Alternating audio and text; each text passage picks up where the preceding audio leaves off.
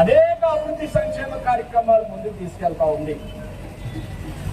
రాజీ పడని అభివృద్ధి సంక్షేమం అందిస్తా ఉంది. మేనిఫెస్టోలో పెట్టిన అంశాలన్నీ కూడా అమలు చేస్తా ఉంది.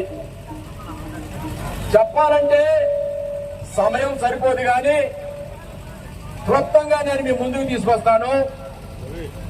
ఈనాడు ఈ రాష్ట్ర ప్రభుత్వం అస్తవ్యస్తమైన పల్లెలు అభివృద్ధి జరుగుతూ ఉన్నాయి.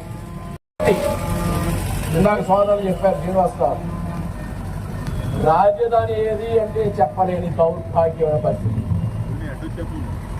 వైసీపీ నాయకులను అడిగినా మన రాజధాని ఏమిటి ఏది అంటే చెప్పలేని కర్మ.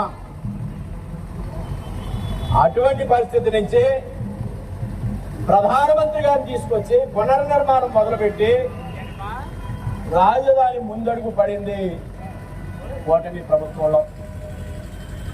అదేవిధంగా పోలవరం ప్రాజెక్టు రివర్స్ టెండరింగ్ అన్నాడు, డయాఫ్రామాల్ పోయింది, సర్వనాశనం అయింది.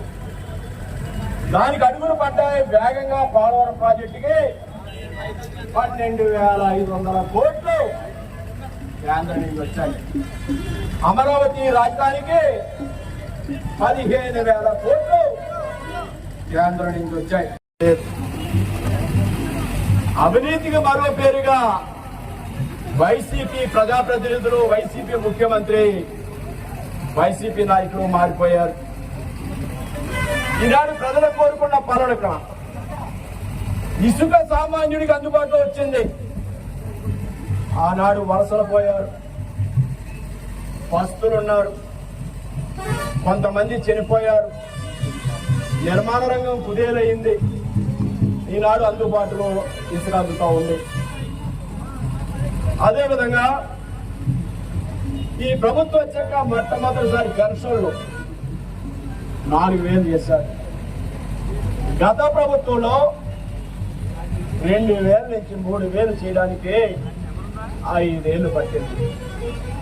వాళ్ళు ఈరోజు మాట్లాడుతూ ఉంటారు, ఏది మీ మేనిఫెస్టోలో హామీలు మీరు వెనుబడి పెట్టారు, ఇంకా ఏమీ చేయలేదు అని సంవత్సరం తిరగకుండానే చాలా తొప్పుకుంటా ఉన్నారు. అన్నదాత కేంద్ర ప్రభుత్వ సహాయం ఎప్పుడిస్తే అప్పుడు 14,000 అన్నదాత అందివ్వబోతా ఉన్నారు. ఉచిత బస్సు ఆగస్టు 15న అందివ్వబోతా ఉన్నారు. కల్తీ లేని మద్యం, నాసి రకం మద్యం గతంలో అందించారు. బార్లు పెట్టారు, షాపుల వద్ద